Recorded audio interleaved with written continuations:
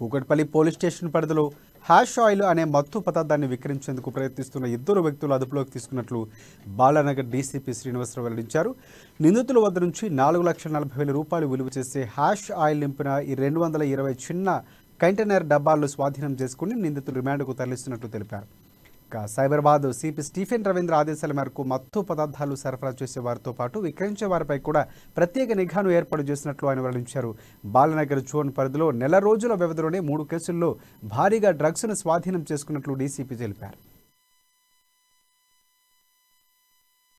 Cyberabad CP గారి ఆదేశాల మేరకు మన Balanagar law and order zone పరిధిలో మనం ఈ డ్రగ్ పెడ్లర్స్ మీద పటిష్టమైన నిఘాను ఏర్పాటు చేయడం జరిగింది.